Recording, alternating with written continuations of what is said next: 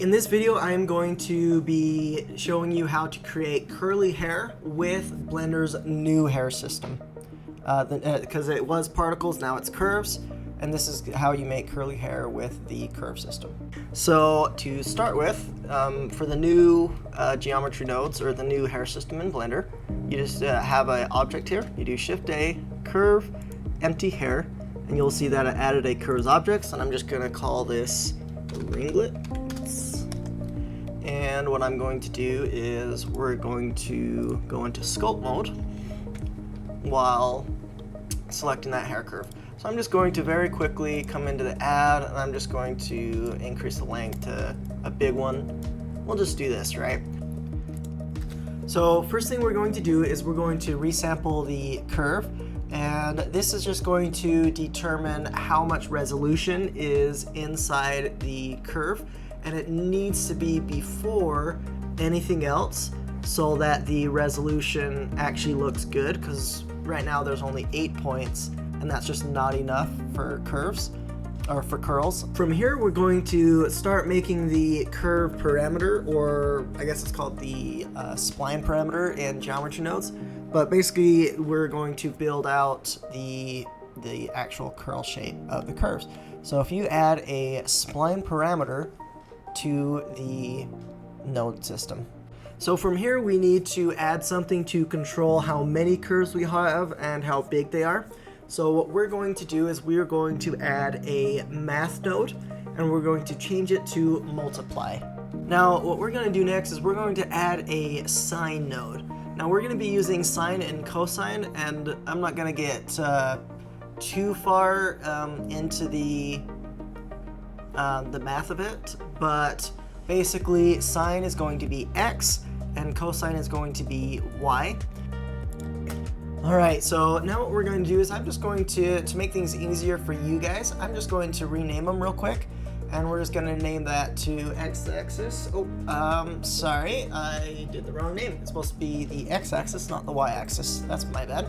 So let's go x-axis, and let's name the cosine to be the y-axis. So now what we need to do is we need to combine them. And we can do this quite simply with doing a combine x, y, z node.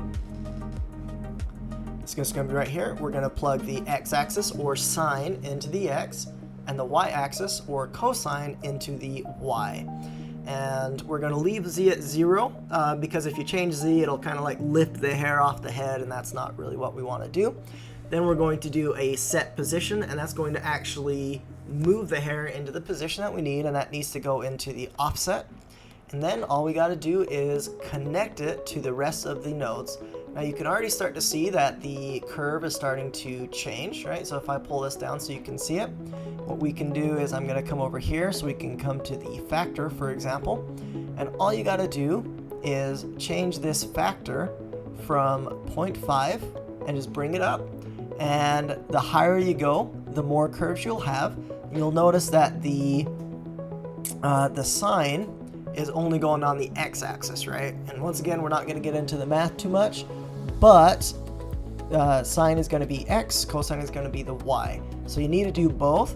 And if you want it to be uniform, you can actually just plug in 1 in and use a uniform, just use one factor for both, and it'll be basically a perfect circular cube. Now, I do think you want 2 of them just so you can add a little bit of variation into your curls, but that's going to be completely up to you. So now that is actually the complete node setup. You don't need any more. And at this point, you would want to sculpt and adjust the parameters and kind of just have fun with it until you have something you look, or not that you, something that you like the look of, and you can kind of just go through and those curves work with any node system.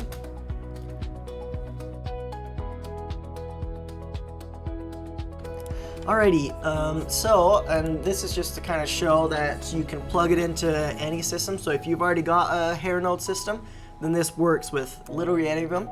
So I've downloaded his free hair system, Pixologica CG. He does it on Gumroad. The link's in his video here. and he's giving it away for free.